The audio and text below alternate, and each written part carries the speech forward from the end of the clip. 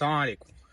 من يومين كده ظهر بوست للدكتور محمد بيتكلم فيه عن سكرين شوت انتشرت على ريدت عن الفوتس اللي حصل في الار دي كونفرنس الاخير، وازاي الناس كلها بتتكلم ان هيتم تفضيل البريتش جرادويت على الاي ام جيز في الابلكيشن للتريننج يعني.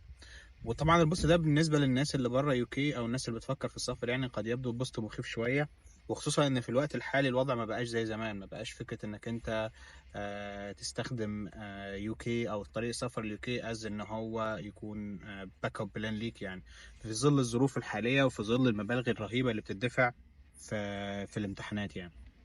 والحقيقه ان انا جالي كذا سؤال عن الموضوع ده، وكنت حابب ان انا اقول رايي الشخصي في الموضوع ده، وان كنت يعني مش عارف ان الراي ده مش دايما بيكون هو انسب حاجه للناس يعني. بس تعالى كده نفصص الموضوع واحده واحده عشان نفهم القصه ماشيه ازاي.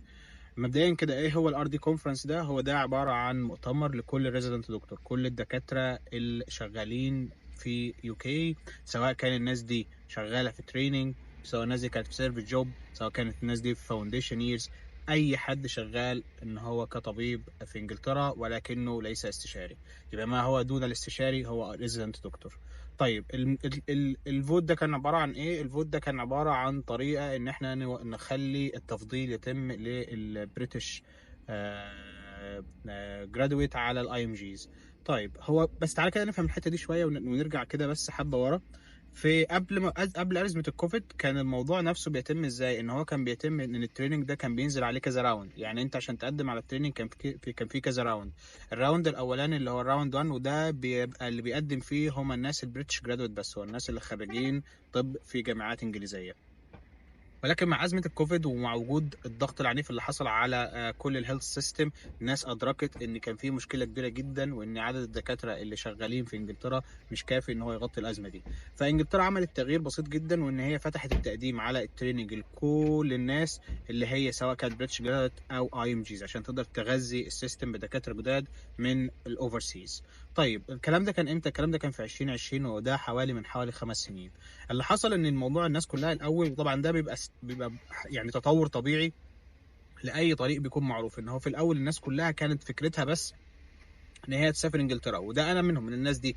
انا كان كل هدفي ان انا اروح انجلترا واشتغل هناك وخلاص، ما كانش عندي رؤيه للي بعد كده. ولكن مع وجود ناس كتير سافرت انجلترا وبدات الناس تفهم اللي فيها، بدا الموضوع يتغير شويه، وبدات الناس تفكر طب ليه بس اما اروح انجلترا واشتغل في وظيفه انا بس تديني فلوس، لكن ما تدينيش حاجه بروجريشن على مستوى الكارير، او ما اخدش شهاده من الموضوع ده. فكان الحل ايه؟ ان الناس تبتدي تدور على طرق دخول التريننج، وبدات الناس تكتشف ان هي ممكن تقدم على التريننج وممكن تدخل التريننج من وهي في البلد بتاعتها. هي مش محتاجه تيجي انجلترا وتشتغل في انجلترا عشان تقدم على تريننج.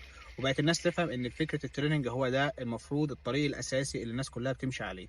وبدات الناس تقدم على تريننج، وبدات الناس تغير اولوياتها شويه، وبدا الناس تبص للجي بي تريننجز، وبدات الناس تبص على الميديكال تريننج، الكور ميديكال تريننج، والبيدياتريكس والسيرجيكال كور سيرجيكال تريننجز. وبدا يحصل ضغط كبير جدا لدرجه ان البريتش جرادويت نفسهم ما بقوش يعرفوا يدخلوا التريننج بسبب الكومبيتيشن العنيفه. وده شيء منطقي بصراحه، لان انت لو بصيت على ناس كتير بتقدم للتريننج هتلاقي ان الناس دي فيري اكسبيرينسد، وممكن تلاقي حد مثلا معاه دكتوراه، حد بقاله 6 7 سنين في المجال بتاعه والتخصص بتاعه بيقدم. فده كله بيخلق نوع من انواع الضغط على البريتش ميديكال جرادويت. فاللي حصل ان هم دلوقتي الناس بدات تتكلم في البي ام اي، وهي البريتش ميديكال اسوسيشن، اللي هي حاجه شبه النقابه عندنا كده. وان هو احنا عايزين ببساطه شديده نخلي البريوريتي تكون للبريتش جرادويت. ولو بصيت للافكار دي تلاقيها افكار فاليد الصراحه، لان هي الناس كلها من حقها ان هي تخاف على نفسها، ان هي تفضل قاعده متعلقه في النص وهي مش عارفه تاخد تريننج جوب، ومش عارفه تبقى كونسلتنت، رغم ان هي دافعه مبالغ رهيبه جدا في التعليم هنا في انجلترا، لان هنا الكليات بتبقى مكلفه جدا ومش كل الناس بتاخد منح. طيب ده يعني ببساطه شديده تفسير الموضوع.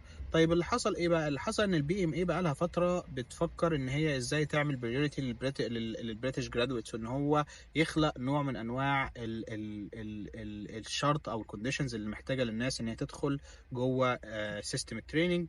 وهو ان انا اخلي الناس اللي جايه تشتغل في، او الناس اللي جايه تقدم على تريننج، يشترط عليها ان هو يكون عندها سنتين ان اتش اس اكسبيرينس، بعد كده تقدر تقدم على التريننج.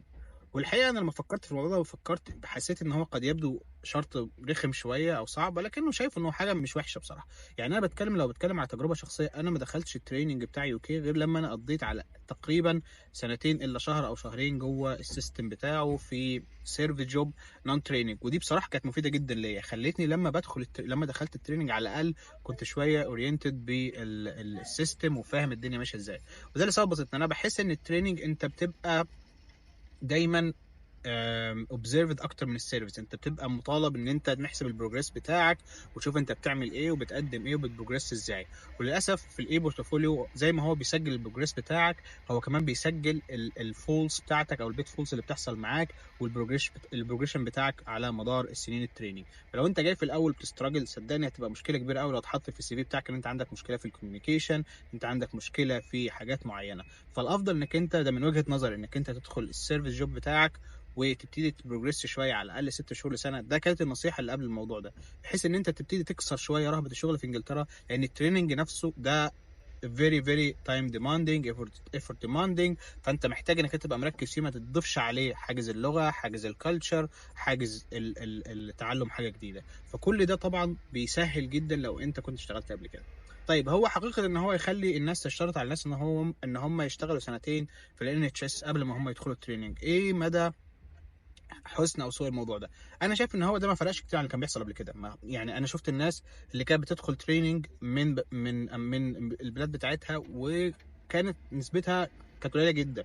يعني انا على الجروب الشخصي والمعرفه الشخصيه شفت واحد او اتنين بس هم اللي دخلوا تريننج. كانت زميله ليا كانت دخلت تريننج وما احتاجتش ان هي تشتغل في انجلترا غير 3 شهور بس، وزميل ليا جه على تريننج على طول دايركت. والناس دي هم ناس كانت شاطره جدا وممتازه جدا. فرغم ان هم ما عانوش كتير في التريننج، ولكن بالرغم من كده برضو شايف ان انا من وجهه نظري ان شايف لو انت كنت في NHS جوب سيرفيس جوب هيكون اسهل لك بكتير من انك انت تدخل تريننج على طول. ورغم كده الناس دي برضو متفقه معايا في صعوبه دخول التريننج دايركت لو انت فعلا ما عندكش اي خبره. طيب هل ده هيبقى سيء؟ هو مش هيبقى سيء، بس هو هيعمل شويه فلتره. بس الفكره الاساسيه في ايه؟